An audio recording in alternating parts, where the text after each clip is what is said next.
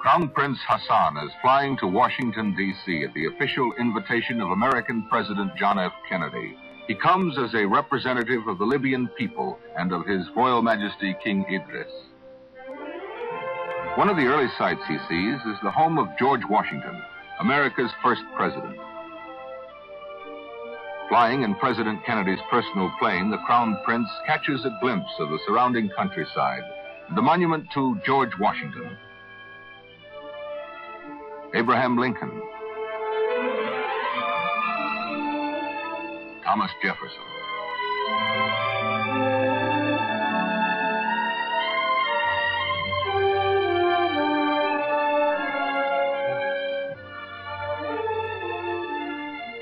The city of Washington prepares for the Crown Prince and has summoned all ceremony to do honor to the distinguished visitor.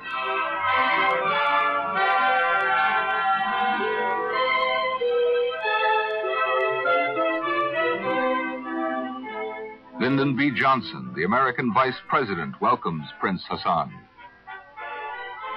Dean Rusk, Secretary of State, greets the royal visitor.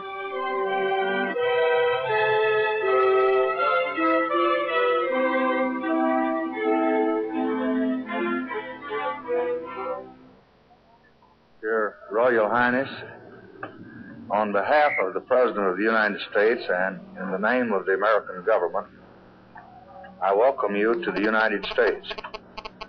We're pleased to have you here as the first official visitor to this country from the United Kingdom of Libya.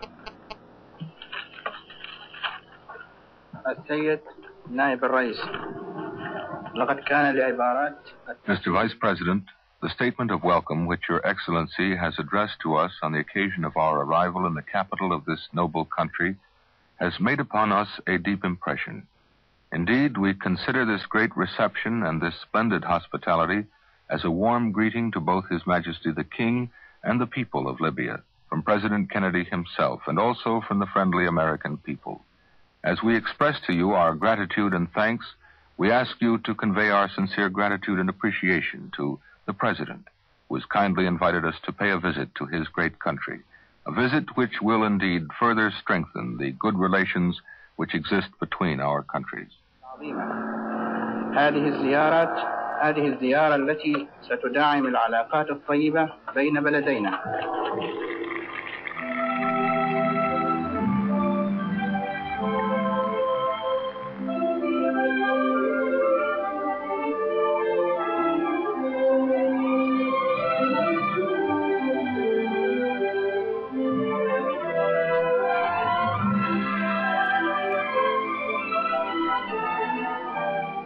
The Prince is escorted to the official guest residence of the American President, where many of the world's great leaders have stayed, the Blair House.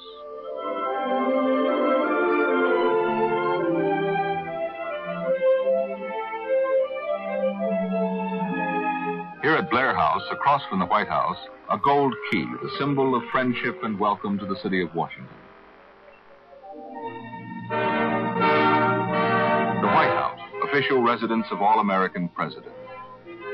President Kennedy and Vice President Johnson are hosts at a state luncheon in honor of Crown Prince Hasan.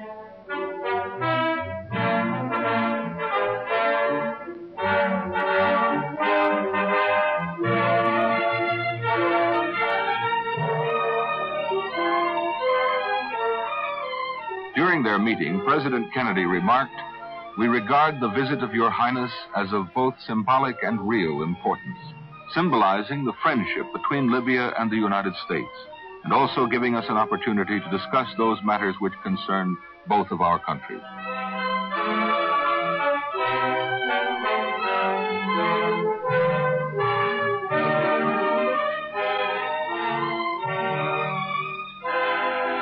The President and Assistant Secretary of State Williams see the Crown Prince off as he begins a motor tour of Washington.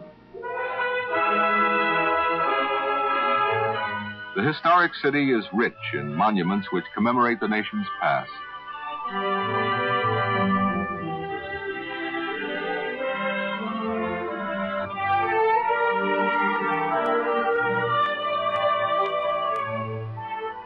The Supreme Court building houses the highest tribunal in the land, and the Capitol building is the seat of the nation's legislative body. A high point of the tour is the well-known Washington Mosque. The minaret marks a place of worship for Muslims in the American capital. The Crown Prince learns of the special programs for the study of Arabic at the Islamic Center. The center is supported by contributions from all Muslim countries. During his visit, Crown Prince Hasan made a personal gift to the Islamic Center.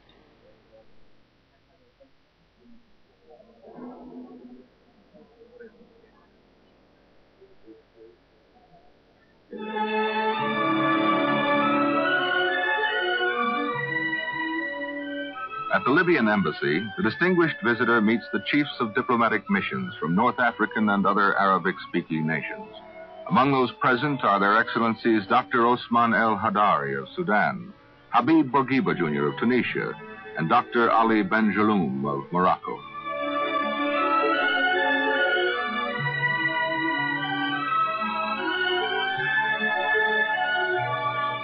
Secretary of State Rusk arrives at the Libyan embassy where Crown Prince Hasan is giving a luncheon in honor of President Kennedy.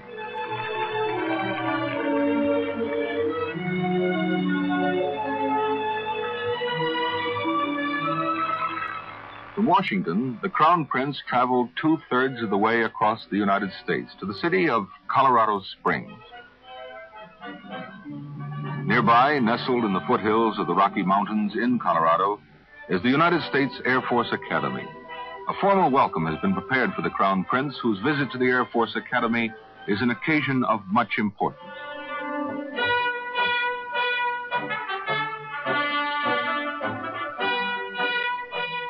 Present at the Air Force Academy to greet the Crown Prince are 2 Libyan pilots receiving jet training in the United States.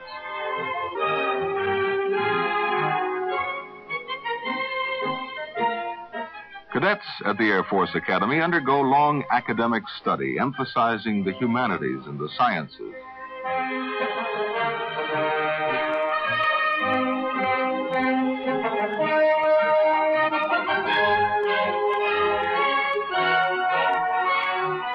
From Colorado Springs, the Crown Prince continued his westward tour to the city of San Francisco, where the Golden Gate Bridge symbolizes that city's great beauty and charm. Near San Francisco is the University of California at Berkeley, which prepares for the visit of Prince Hasan. He is greeted by a group of students from Libya.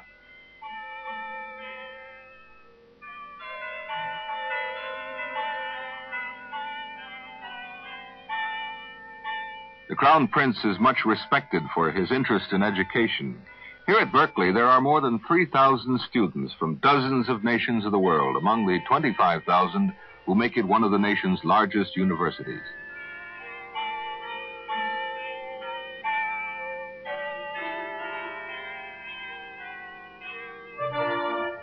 From San Francisco, Prince Hasan flies to New York, where he is scheduled to address the United Nations General Assembly. Crown Prince Hasan is welcomed by Mohammad Zafrullah Khan of Pakistan, President of the General Assembly, and Acting Secretary General U Thant of Burma.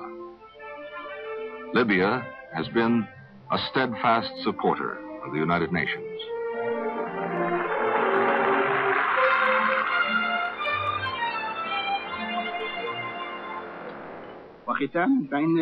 Libya, as a member of this international organization, firmly believes in understanding and cooperation among peoples. Libya earnestly hopes that these peoples will accept her appeal to stand together and cooperate with each other to build a world free from fear, illiteracy, and illness. A world composed of members of one family, where the mighty support the weak, the rich help the poor, and the learned teach the illiterate. With such human ties, humanity can take firm and constant steps forward for the well-being of its sons and direct all of its capacities and scientific possibilities to the creation of conditions of tranquility and strengthen the peace and live in dignity.